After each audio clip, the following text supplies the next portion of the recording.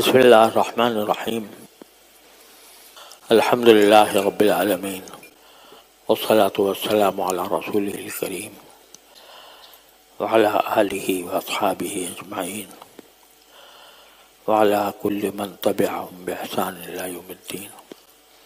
اما بعد، حضور نبی کریم سرور دو عالم صلی اللہ علیہ وسلم کے اخلاق، جس کو قرآن کریم نے خلق عظیم سے تعبیر فرمایا، وہ سارے اخلاق ایسے ہیں جو ہمارے لیے اتباع سنت میں داخل ہے. اتباع سنت کا مطلب صرف چند ظاہری اعمال میں نبی کریم صلی اللہ علیہ وسلم کی پیروی نہیں ہے، بلکہ زندگی کے ہر شعبے میں رسول کریم سرور دو عالم صلی اللہ علیہ وسلم کے اخلاق و عادات کو اپنانا، یہ اتباع سنت ہے. وہ چاہے ظاہر کے اعمال ہوں چاہے باطن کے ہوں. تو قرآن کریم نے نبی کریم سرور دو عالم صلی اللہ علیہ وسلم کی متعدد جگہ پر بڑے پرشوکت انداز میں تعریف فرمائی ہے. ایک جگہ تو یہ فرمایا کہ وَمَا أَرْسَلْنَاكَ إِلَّا رَحْمَةً لِّلْعَالَمِينَ، ہم نے آپ کو کسی اور کام کے لیے نہیں بلکہ سارے جہانوں کے لیے رحمت بنا کر بھیجا. گویا رحمت نبی کریم صلی اللہ علیہ وسلم کی صفات میں اتنی بڑی صفت ہے کہ جس کو قرآن کریم نے ما ارسلناک الا رحمت للعالمین فرمایا کہ سارے جہانوں کے لیے، یعنی انسانوں کے لیے، جنات کے لیے، جانوروں کے لیے، بلکہ میں تو کہتا ہوں جمادات اور نباتات کے لیے بھی اللہ جل جلالہ نے نبی کریم صلی اللہ علیہ وسلم کو رحمت بنا کر بھیجا. آپ کی تعلیمات، آپ کی سنت، یہ پوری کائنات کی بہتری کے لیے ہے. اور ایک اور جگہ سورہ توبہ کے آخر میں اللہ تبارک و تعالی ہم لوگوں سے خطاب کر کے فرماتے ہیں کہ لَقَدْ جَاءَكُمْ رَسُولٌ مِّنْ أَنفُسِكُمْ عَزِيزٌ عَلَيْهِ مَا عَنِتُّمْ حَرِيصٌ عَلَيْكُمْ بِالْمُؤْمِنِينَ رَءُوفٌ رَحِيمٌ.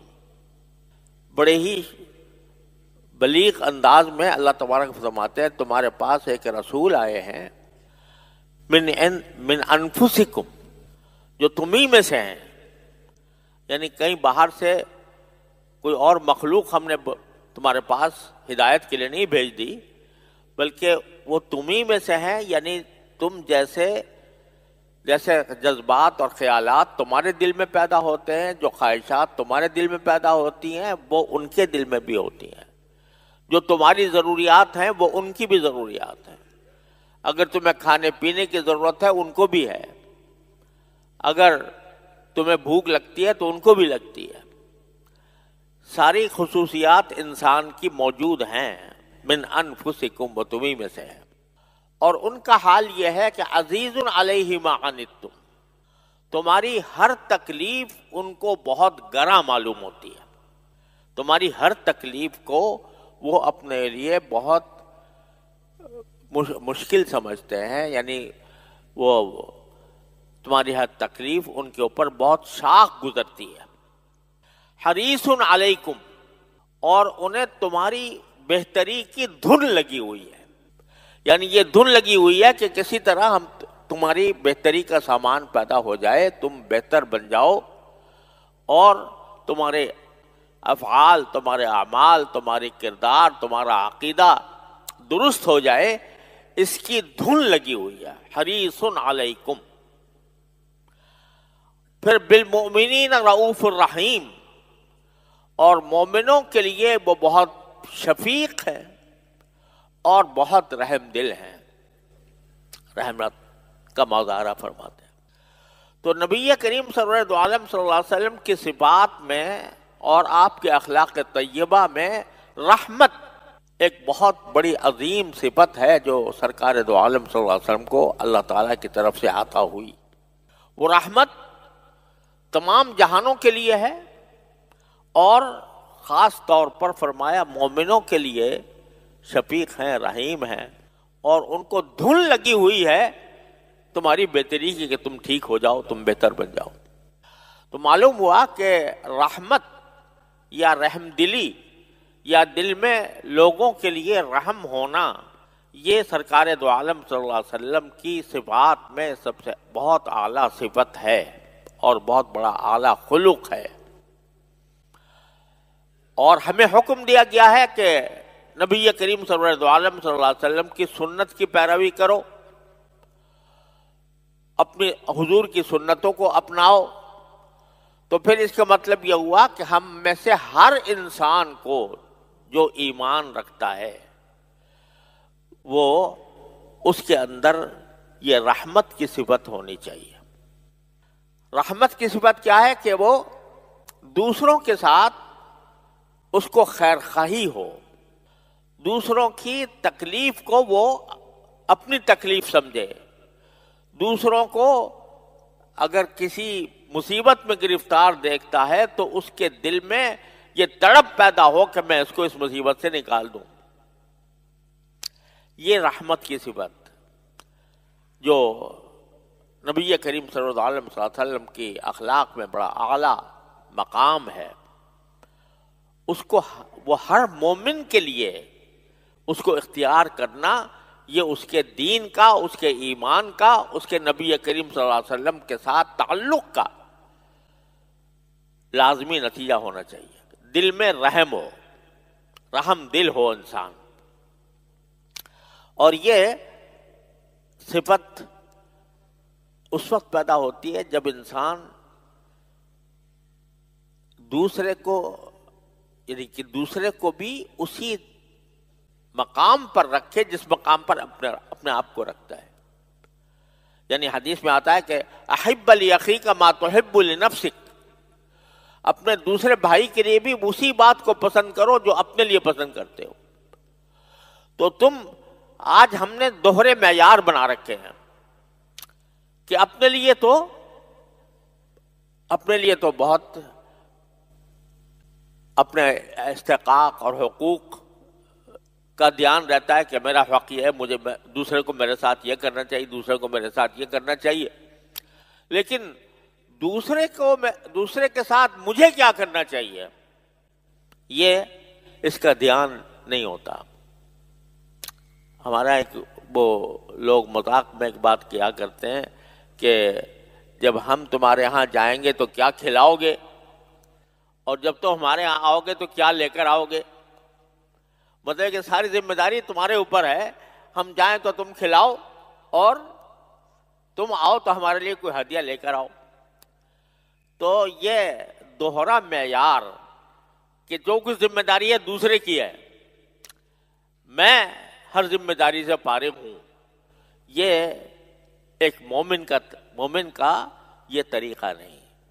احب لاخیک ما تحب لنفسک، جو اپنے لیے بہتر سمجھتے ہو دوسرے کے لیے بھی اسی کو بہتر سمجھو. اگر تمہیں یہ بات ناپسند ہے کہ تمہیں کوئی گالی دے یا تمہارا کوئی برا نام رکھے، تو پھر دوسرے کے لیے بھی یہی معیار رکھو کہ اس کو گالی نہ دو، اس کو برا بھلا نہ کہو، ایسی بات نہ کہو جو اس کو ناگوار گزرے، یا اس کی تکلیف کا سبب نہ بنو، بلکہ اس کی تکلیف اگر میں کسی تکلیف میں ہے تو اس تکلیف سے اس کو نکالو، اور تکلیف جو دور کرنے کی جتنی تمہارے اندر استطاعت اور طاقت ہے اس کو استعمال کرو. یہ رحمت کی صفت نبی کریم صلی اللہ علیہ وسلم. اور ہمارے ہاں ہمارے طالب علمی میں ایک اہم چیز جس کو طلبہ جانتے ہیں کہ ایک حدیث ہے جس کو مسلسل بالاولیہ کہا جاتا ہے. مسلسل بالاولیہ کا معنی یہ ہے کہ حضرت سفیان ابن عیینہ رحمۃ اللہ علیہ جو بڑے درجے کے فقیہ، محدث اور اولیاء اللہ میں سے تھے، ان کے وقت سے یہ معمول تھا کہ جب کوئی طالب علم حدیث پڑھنے کے لیے اپنے استاد کے پاس جاتا تو سب سے پہلے اس کو ایک حدیث پڑھاتے تھے، اور وہ حدیث مسلسل بالاولیہ کہلاتی ہے، کہ یہ وہ حدیث ہے جو سب سے پہلے پڑھائی جاتی تھی حدیث کے طالب علم کو، وہ حدیث مسلسل بالاولیہ کہلاتی ہے۔ اور ہم نے بھی متعدد مشائخ سے وہ حاصل کی کہ سب سے پہلے ہم نے ان سے وہ حدیث پڑھی۔ اب دیکھنے کی بات یہ ہے کہ طالب علم حدیث پڑھنے آیا ہے تو اس کو سب سے پہلے کیا پڑھایا جا رہا ہے؟ سب سے پہلے اس کو کون سی حدیث پڑھائی جا رہی ہے؟ عام طور سے اگر دیکھا جائے تو بھئی سب سے پہلا کام یہ ہوتا ہے ایمان سے متعلق کوئی حدیث ہو، نماز سے متعلق ہو، روزے سے، زکوٰۃ سے، حج سے، کسی عبادت سے۔ لیکن حضرات محدثین نے اس حدیث کو اختیار کیا پہلی بار پڑھانے کے لیے جو سراپا رحمت ہے۔ کیا ہے وہ حدیث؟ حضرت عبداللہ بن عمرو بن العاص رضی اللہ تعالیٰ عنہ وہ فرماتے ہیں کہ میں نے رسول کریم سرورت عالم صلی اللہ علیہ وسلم کو یہ فرماتے ہوئے سنا کہ الراحمون یرحمہم الرحمن، کہ جو رحم کرنے والے ہوتے ہیں ان پر رحمان رحم کرتا ہے۔ رحمان باری تعالیٰ کے اسماء حسنہ میں سے ہے، اور اس کے معنی ہے جس کی رحمت سب پر پھیلی ہوئی ہے، وہ ذات جس کی رحمت سب پر پھیلی ہوئی ہے۔ ایک تو رحیم ہوتا ہے، ایک رحمان ہوتا ہے۔ رحیم کے معنی ہوتے ہیں تام الرحمہ، رحمت جس پر ہے مکمل ہے، اور رحمان کے معنی ہوتے ہیں عام الرحمہ، یعنی جس کی رحمت پھیلی ہوئی ہے، یہاں تک کہ کافر پر بھی ہے، اس معنی میں کہ اللہ تعالیٰ کافر کو بھی رزق دے رہا ہے، اس کو بھی اللہ تبارک و تعالیٰ زندگی کے اسباب مہیا کر رہا ہے، اس کو بھی کھانے پینے کے سامان مہیا ہے۔ بلکہ آج کل تو جو دنیا کی بڑی بڑی نعمتیں ہیں وہ زیادہ تر کافروں کے پاس ہے۔ تو رحمت اللہ کی وسیع ہے، یہاں تک کہ کافروں کو بھی دیتا ہے، کہ کافروں کو رزق مل رہا ہے، ان کو دنیاوی عیش و آرام مل رہا ہے۔ تو رحمان باری تعالیٰ کی صفت ہے۔ تو حدیث یہ کہتی ہے کہ جو دنیا میں رحم کرنے والے ہیں رحمان ان پر رحم کرتا ہے، یعنی جو آدمی دنیا کے اندر رحم دل ہوگا، دوسروں کے ساتھ رحم کا برتاؤ کرے گا، رحمان اس پر رحم کرے گا۔ رحمان رحم کرے گا تو رحم اس کا دنیا میں بھی اور آخرت میں بھی ملے گا۔ پھر اس کا نتیجہ بیان فرمایا سرکار دو عالم صلی اللہ علیہ وسلم نے کہ ارحموا من فی الارض یرحمکم من فی السماء، جو زمین والے ہیں ان پر تم رحم کرو، آسمان والا تم پر رحم کرے گا۔ کیا عجیب جملہ ہے، زمین والوں پر تم رحم کرو، آسمان والا تم پر رحم کرے گا۔ اب یہ سب سے پہلا سبق ہے جو حدیث پڑھنے والے کو پڑھایا جا رہا ہے۔ کیا معنی؟ کہ اگر تم مسلمان ہو، مومن ہو، اور نبی کریم صلی اللہ علیہ وسلم کے متبع ہو، آپ کو اللہ کا پیغمبر مانتے ہو، آپ کی ہر ادا کو اپنے لیے ایک نمونہ سمجھتے ہو، تو پھر تمہارے دل میں سب سے پہلے رحم پیدا ہونا چاہیے۔ کس کے لیے رحم؟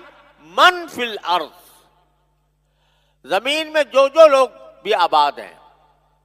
من فی الارض، عربی جاننے والے سمجھتے ہیں کہ اس میں سب داخل ہو گئے، یعنی مسلمان بھی کافر بھی۔ کافر پر بھی رحم کرو، صرف مسلمانی پر نہیں بلکہ کافر پر بھی رحم۔ ایک مسلمان کا کام کافر پر بھی رحم کرنا ہے۔ مسلمان پر رحم کرنا تو ظاہر ہے کہ مطلب اگر کوئی شخص کسی تنگی میں مبتلا ہے، کسی مصیبت میں ہے، کوئی تکلیف میں ہے، اس تکلیف کا مداوع کرنے کی فکر ہر انسان، ہر مسلمان کے دل میں ہونی چاہیے. یہ نہیں کہ وہ تو وہ ہو رہے، وہ جانے، اس کا کام جانے، وہ تکلیف میں ہے، بیمار ہے، پریشان ہے، تو وہ جانے، اس کا کام جانے، ہمیں کیا تعلق.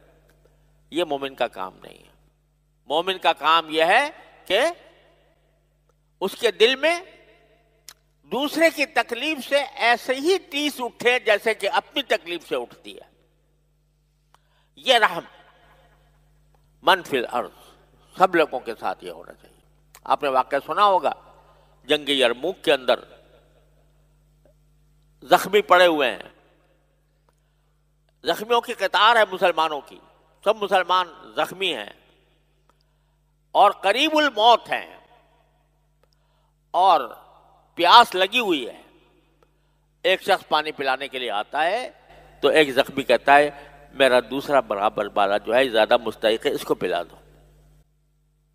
اس کے بعد جاتا ہے تو کہتا ہے تیسرے کو پلا دو، تیسرے کے بعد جاتا ہے چوتھے کو پلا دو، یہاں تک کہ ہر ایک دوسرے کی خاطر کر رہا ہے کہ وہ مجھ سے زیادہ مستحق ہے، وہ زیادہ پریشان ہے، تو اس کو پانی پلا دو.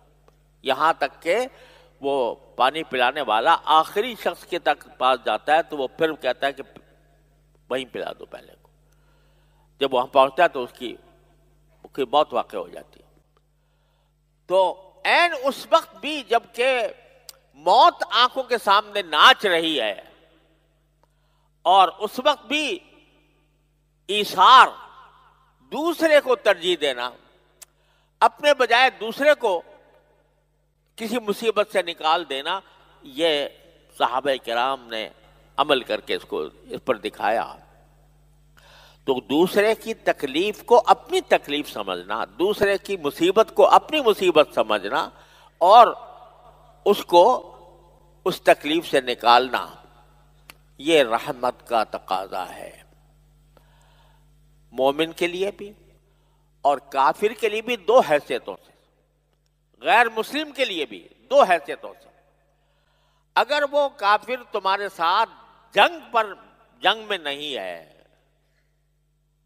جنگ کی حالت میں نہیں ہے، بلکہ تمہارا ہم وطن ہے، تمہارے وطن کے اندر رہتا ہے، امن و امان کے ساتھ رہتا ہے، تو اگر اس کو تم دیکھو کہ کسی تکلیف میں ہے تو اس کی تکلیف کو دور کرنا بھی ایک مسلمان کا فریضہ ہے. کسی تکلیف میں دیکھو، بیمار ہے، اس کو علاج کے لیے لے جاؤ، کوئی پیاسا ہے، اس کو پانی پلا دو، اس کو کوئی شخص ظلم کر رہا ہے، اس کو ظلم سے، مظلوم کو ظلم سے بچا لو. ایک غیر مسلم جو ہمارے ساتھ رہتا ہے، جو حالت جنگ میں نہیں ہے، اس کے ساتھ بھی ہمارا یہ برتاؤ ہونا چاہیے. تو من فی الارض کہا قرآن نے، رسول کریم صلی اللہ علیہ وسلم، زمین میں جو لوگ بھی ہیں، مسلمان ہوں یا غیر مسلم، ان کے ساتھ بھی رحم کرنا. حضرت فاروق اعظم رضی اللہ تعالیٰ عنہ ایک مرتبہ جا رہے تھے تو راستے میں ایک یہودی کو دیکھا کہ وہ پیسے مانگ رہا ہے، لوگوں سے بھیک مانگ رہا ہے. حضرت فاروق اعظم نے رک گئے، اس سے پوچھا بھائی بھیک کیوں مانگ رہے ہو؟ اس نے کہا جی ہے ہی نہیں کچھ میرے پاس، تو اس لیے بھیک مانگ رہا ہوں. حضرت فاروق اعظم نے فرمایا یہ تو ہم سے بڑی زیادتی ہوگی کہ ہمارے ملک میں ایک یہودی رہتا ہے اور وہ جزیہ بھی ادا کرتا ہے، ہم جوانی میں تو اس سے جزیہ لیتے رہیں اور جب وہ بوڑھا ہو جائے، ناکارہ ہو جائے تو ہمیں بھیک مانگنے کے لیے چھوڑ دیں. یہ نہیں ہو سکتا. چنانچہ فاروق اعظم رضی اللہ عنہ اس یہودی کے لیے، چونکہ وہ کام کرنے کے لائق نہیں رہا تھا، تو اس کے لیے وظیفہ جاری کر دیا بیت المال سے. بیت المال سے وظیفہ جاری کیا غیر مسلم کے لیے. حضرت فاروق اعظم فرماتے ہیں کہ اگر مجھے یہ پتہ چلے کہ دریائے فرات کے کنارے کوئی گدھا بھوکا مر گیا تو مجھے اندیشہ ہے کہ اللہ تعالیٰ مجھ سے سوال کرے گا کہ تمہاری دار حکومت میں ایک گدھا جو ہے بھوکا مر گیا تھا. تو یہ عزیز علیہ ما عنتم، تمہاری تکلیفیں اس کو گراں گزرتی ہیں. تو ہر مومن کا یہ کام ہونا چاہیے کہ دوسرے کی تکلیف اس کو اپنی تکلیف معلوم ہو اور اس کو دور کرنے کی وہ فکر کرے. یہ میں اس لیے عرض کر رہا ہوں کہ یہ اوصاف ہیں جو ہمارے اسلامی معاشرے کے اہم اوصاف تھے.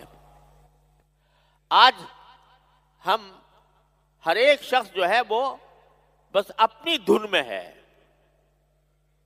مجھے فائدہ پہنچ جائے، میرے پیسے زیادہ ہو جائیں، میں دوسروں سے بڑھ جاؤں، یہ اس فکر میں ہے. اور یہ کہ دوسرے کے میں کام آ جاؤں، دوسرے کے لیے کوئی میں اس کی تکلیف کو دور کرنے کا سامان کر دوں، دوسرے کو راحت پہنچا دوں، یہ معاملہ ہی ذہن سے نکل گیا ہے. اللہ تعالیٰ محفوظ رکھے. تو میرے بھائیوں، ہمیں نبی کریم سرور دو عالم صلی اللہ علیہ وسلم کی اطاعت کا اور آپ کی سنت کی اتباع کا جو حکم دیا گیا ہے، اس میں یہ سارے اخلاق داخل ہیں نبی کریم سرور دو عالم صلی اللہ علیہ وسلم. ہمیں ایثار کا، قربانی کا، دوسروں کے دکھ دور کرنے کا جذبہ دل میں ہونا چاہیے. جو حدیث میں جو الفاظ فرمائے حریص علیکم، جس کا میں نے ترجمہ یہ کیا جس کو تمہاری بہتری کی دھن لگی ہوئی ہے. تو یہ دھن ہمیں لگنی چاہیے کہ ہم دوسرے کے بہتری کے لیے، اس کے عقائد درست کرنے کے لیے، اس کے اعمال درست کرنے کے لیے، اس کی تکلیفوں کو دور کرنے کے لیے ہمارے دل میں ایک سوز، ایک جلن ہونی چاہیے کہ کسی طرح دوسرے کا معاملہ درست ہو جائے. ایک مومن کی نشانی یہ ہے. تو اب اس ان احادیث کو، ان آیات کو مد نظر رکھ کر ہم اپنا جائزہ لے کے دیکھیں کہ ہم کتنے اس معیار پر پورے اتر رہے ہیں. ایک حدیث میں رسول کریم سرور دو عالم صلی اللہ علیہ وسلم سے یہ ارشاد بھی مروی ہے کہ آپ نے فرمایا کہ اگر میں کسی وقت کسی کا دکھ دور کر دوں، یعنی کوئی شخص کسی دکھ میں مبتلا ہے، تکلیف میں مبتلا ہے، میں اس کا دکھ دور کر دوں، اس کی تکلیف دور کر دوں، یہ مجھے مسجد نبوی میں 1 مہینے اعتکاف سے زیادہ بہتر ہے میرے لیے. آپ رہی ہے اعتکاف جیسی عبادت، اور وہ بھی کہاں؟ مسجد نبوی میں. اور کس کا اعتکاف؟ سرور دو عالم صلی اللہ علیہ وسلم کا اعتکاف. فرماتے ہیں کسی کا دکھ دور کر دینا مجھے مسجد نبوی میں. اب مجھے الفاظ میں تھوڑا شک ہو گیا کہ مہینہ فرمایا یا 20 دن فرمایا یا 10 دن فرمایا، کہ اتنی مدت تک اعتکاف کرنے سے مجھے زیادہ بہتر ہے کہ میں کسی کا دکھ دور کر دوں. یہ سرکار دو عالم صلی اللہ علیہ وسلم کی ہدایات ہیں، یہ آپ کی. اسی لیے بزرگوں نے فرمایا کہ سجاد آؤ، یہ تسبیح و سجاد آؤ دلق نیس، طریقت بجز خدمت خلق نیس. تصوف کو، آپ نے تصوف کا نام سنا، تصوف کو اور ولایت کو لوگ سمجھتے ہیں بس بیٹھا ہے کوئی آدمی اور جا نماز پر بیٹھا ہے اور تسبیح پڑھ رہا ہے اور کپڑے جو ہیں وہ ایسے ہی پھٹے پرانے سے پہنے ہوئے ہیں اور بس وہ دنیا سے منہ موڑ کر وہ کسی جگہ بیٹھا ہوا اللہ اللہ کر رہا ہے. یہ ہے تصوف. تو مولانا فرماتے ہیں کہ تصوف یعنی اللہ تعالیٰ کے ساتھ تعلق، یہ صرف جانماز سے اور تسبیح سے اور پھٹے پرانے کپڑے پہننے سے نہیں ہوتا. یہ تسبیح ہے سجاد ہو دلق نیس، طریقت بجز خدمت خلق نیس. تصوف اور طریقت، تزکیہ وہ مخلوق کی خدمت کے علاوہ کسی اور چیز میں نہیں ہے۔ تو خدمت خلق کا جذبہ، حریص علیکم عزیز علیہ ما عنتم حریص علیکم، یہ صفت ہر مسلمان کے اندر ہونی چاہیے کہ میں مخلوق کی خدمت کے اندر جتنا جو کر سکوں وہ کروں۔ ہر انسان اپنے آپ کو خادم سمجھے، مخدوم سمجھنے کے بجائے کیا سمجھے؟ خادم سمجھے۔ ہمارے حضرت والا حضرت عارفی قدس اللہ تعالیٰ سرہ فرماتے ہیں کہ آج لوگ بڑے بڑے منصبوں کی تمنا کرتے ہیں۔ کوئی چاہتا ہے میں صدر بن جاؤں، کوئی کہتا ہے میں وزیر اعظم بن جاؤں، میں اسمبلی کا ممبر بن جاؤں، میں گورنر بن جاؤں، لیکن نہ اس عہدے پر پہنچنا اپنے اختیار میں ہے۔ کسی کے خواہش تو کر سکتا ہے بے شک کہ میں صدر بن جاؤں، دل میں خواہش ہو جائے، اب تو اپنے اختیار ہے، لیکن اس خواہش کو پورا کرنا اختیار میں نہیں ہے۔ اور اگر فرض کرو بن بھی گئے تو ہر وقت اس کے جانے کا خطرہ، کوئی بھی ٹانگ پکڑ کے کھینچ لے گا۔ آج کل کے ماحول میں کوئی بھی ٹانگ پکڑ کے کھینچ لے گا، اترنے کا خطرہ۔ اور اترنے کے خطرے کے ساتھ ہمارے ہاں تو یہ ہے کہ جو یا صدارت پہ یا جیل میں، دو ہی حال ہیں کہ یا تو وزیر اعظم ہے یا جیل میں ہے۔ جیل سے نکلے گا وزیر اعظم بن جائے گا، وزیر اعظم سے نکلے گا جیل میں پہنچ جائے گا۔ تو وہ کسی منصب پر پہنچنا نہ اپنے اختیار میں ہے، نہ اس پر باقی رہنا اپنے اختیار میں ہے، سمجھے نا؟ اور ہر وقت خطرہ بھی۔ تیسرا، اس کے اوپر حسیدین حسد کرتے ہیں، بھئی یہ پہنچ گیا، کیسے پہنچ گیا، اور اس کو اتارنے کی فکر میں رہتے ہیں۔ حسد کا بھی بہت اعلیٰ ترین موقع ہوتا ہے، جو پہنچ گیا وہ حسد۔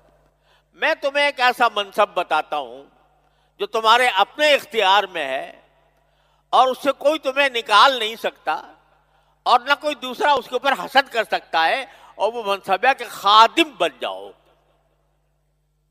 خادم کا منصب اختیار کر لو، خادم بن جاؤ، اپنے خادم، اپنے گھر والوں کے خادم، اپنے ہم سبقوں کے خادم، اپنے ہم جماعتوں کے خادم، اپنے ساتھ کام کرنے والوں کے خادم، سب کے کیا بن جاؤ؟ خادم بن جاؤ۔ یہ خادم ایسا منصب ہے کہ اپنے اختیار میں ہے، کوئی دوسرا تمہیں اس پر حسد بھی نہیں کرے گا، اور تیسرا یہ کہ کوئی تمہیں اس سے اتار بھی نہیں سکتا، نہ اس میں جیل، نہ اس میں وزارت عظمیٰ۔ خادم بن جاؤ۔ تو لہذا سب سے بڑا منصب یہ ہے کہ انسان دوسروں کا خادم بنے، اس کے بعد ان کے اوپر رحم کا جب معاملہ کرے گا تو خدمت کرنے کا خود جذبہ پیدا ہو جائے گا۔ اللہ تعالیٰ پھر راستے بھی دکھا دیں گے کہ کس طرح خدمت کی جاتی ہے۔ اللہ تبارک و تعالیٰ اپنے فضل و کرم سے، اپنی رحمت سے ہم سب کو سرکار دو عالم صلی اللہ علیہ وسلم کی سنت کی اتباع کی توفیق عطا فرمائے۔ وآخر دعوانا الحمدللہ۔